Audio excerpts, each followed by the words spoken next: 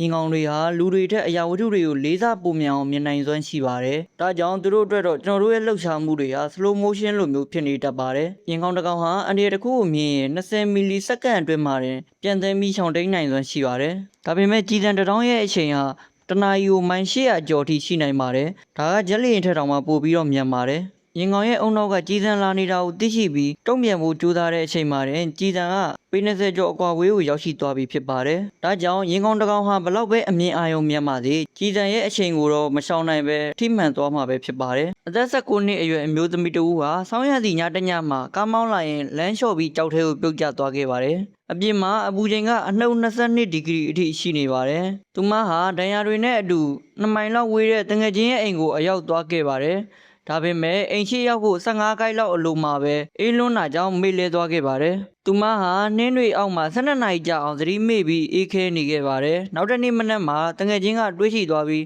းဆေးရုံတင်ပေးခဲ့ပါတယ်။ဆေးရုံရောက်တဲ့အခါသူမဟာအသားခဲကြီးတစ်ခုလိုမျိုးအေးခဲနေပြီးမျက်လုံးတွေကလည်းဖွင့်လျက်သားအေးခဲနေပါတယ်။ဆေးတို့အနဲ့ထိုးကြည့်ခဲ့ပေမဲ့အကျိုးသွားတဲ့အထိခန္ဓာကိုယ်ကမာပြီးအေးခဲနေပါတယ်။တွေးပေါင်းချိန်လည်းမရှိသလိုအပူချိန်တိုင်းကိရိယာနဲ့တိုင်းတာလို့မရအောင်အေးခဲလွန်းနေပါတယ်။ဆရာဝန်တွေကအသက်မရှင်တော့ဘူးလို့ယူဆပြီးခန္ဓာကိုယ်နှွေးထွေးလာအောင်လို့အပူပေးပစ္စည်းကိရိယာတွေနဲ့ထုတ်ပေးပြီးသူမကိုနှွေးထွေးလာအောင်လုပ်ပေးထားပါတယ်။ဒါပေမဲ့2နာရီကြာမှတော့သူမရဲ့မျက်လုံးတွေပြန်ပွင့်လာပြီးညနေခင်းပိုင်းလောက်မှာတော့စကားပြောလာနိုင်တဲ့အထိအောင်ပြန်လည်ကောင်းမွန်လာကအံ့ဩနိုင်စရာကောင်းလောက်အောင်အသက်ရှင်နိုင်ခဲ့ပါတယ်။ဒီဖြစ်ရပ်ဟာဆေးပညာလောကမှာလည်းအထူးဆန်းဆုံးဖြစ်ရပ်တစ်ခုဖြစ်မှတ်တမ်းတင်ခံခဲ့ရပါတယ်။ဒီဗီဒီယိုမှာတော့ပျောက်ဆုံးသွားတဲ့သားဖြစ်သူနေရာမှာတခြားတစ်ယောက်ကအယောင်ဆောင်ဝင်နေထိုင်ခဲ့တဲ့ The Imposter လို့လူသိများတဲ့ထူးဆန်းတဲ့ဖြစ်ရပ်မှန်ဇာတ်လမ်းလေးကိုပြောပြပေးမှာဖြစ်ပါတယ်။နီကိုလက်ဘာကလီလို့ခေါ်တဲ့73နှစ်အရွယ်ကောင်လေးတစ်ယောက်ကအိမ်ကနေထွက်သွားပြီးတော့တဲလွန်သားမရှိအောင်ပျောက်ဆုံးသွားခဲ့ပါတယ်။မိသားစုကနေရာအနှံ့ရှာဖွေခဲ့ကြပေမဲ့ဘယ်မှရှာလို့မရခဲ့ပါဘူး။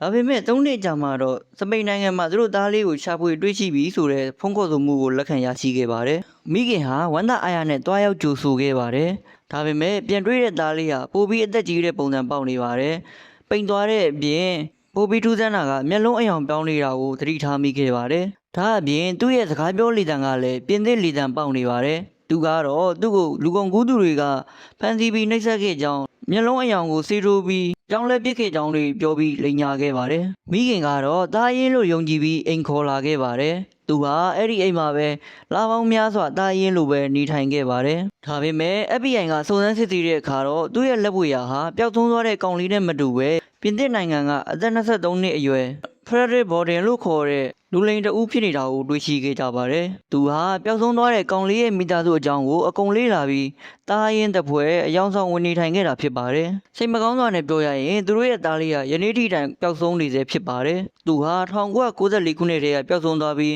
းအခုချိန်သူဘယ်ရောက်နေလဲဆိုတာဘယ်သူမှမသိကြသေးပါဘူး။နီကိုလက်ဟာ1994ခုနှစ်ဇွန်လ23ရက်နေ့မှာတက္ကဆက်ပြည်နယ်ဆန်အန်တိုနီယိုကတငယ်ချင်းတွေနဲ့ဘတ်စကတ်ဘောကစားပြီးအပြန်မှာပျောက်ဆုံးသွားခဲ့တာဖြစ်ပါတယ်။1998ခုနှစ်မှာပြည်သစ်နိုင်ငံကလူလိမ်ကသူ့နေရာမှာအယောင်ဆောင်ဝင်နေထိုင်ခဲ့တာကြောင့်စုံစမ်းစစ်ဆေးမှုတွေကအချိန်တော်ကြာလွဲလျှော်ဖြစ်ခဲ့ရပါတယ်။ဒီအမှုမှာထူးဆန်းတာတစ်ခုကတော့ FBI နဲ့ရဲတပ်ဖွဲ့ကနီကိုလက်ရဲ့မိသားစုဝင်တွေကိုတန်တရားရှိနေခဲ့တာပဲဖြစ်ပါတယ်။နီကိုလက်ဟာအိမ်မှာအရန်ဆိုးတဲ့ကလေးဖြစ်ပြီးမိသားစုဝင်တွေနဲ့ခဏခဏပြဿနာတက်လိရှိပါတယ်။သူပျောက်ဆုံးသွားတဲ့အချိန်မှာမိသားစုကရဲကိုချက်ချင်းအကြောင်းမကြားခဲ့တာတွေလူလိမ်မှန်းသိပါရဲ့နဲ့အိမ်နဲ့အလွယ်တကူလက်ခံခဲ့တာတွေကြောင့်တခုခုကိုဖုံးဝယ်ထားသလားဆိုတဲ့မေးခွန်းတွေထွက်ပေါ်လာခဲ့ပါတယ်။နီကိုလက်ရဲ့အကူဖြစ်သူဂျက်ဆွန်ဟာလူလိမ်ပေါ်ပြီးမကြခင်မှာပဲမွေးစီလွန်ကြုံကြောင့်တိတ်ဆုံးသွားခဲ့ပါတယ်။အဲဒါကြောင့်ပဲသူစီကတဲလွန်စာရဖို့အတွက်ညှော်လင့်ချက်တွေပျောက်ဆုံးခဲ့ရပါတယ်။ရဲတပ်ဖွဲ့ကတော့ဒီအမှုကိုလူတန်းမှုဖြစ်ပြောင်းလဲပြီးစစ်ဆေးမှုတွေဆက်လက်ပြုလုပ်နေပါတယ်။နီကိုလက်ဘာကလီသာအခုချိန်ထိအသက်ရှင်နေအောင်မဲ့ဆိုရင်သူ့ရဲ့အသက်က45နှစ်ဝန်းကျင်ရှိနေပါပြီ။ဗီဒီယိုလေးကတော့ဒီလောက်ပါပဲ။ကြိုက်နေတဲ့တဲ့ဆိုရင် follow လုပ်ခဲ့ဖို့မမေ့ပါနဲ့။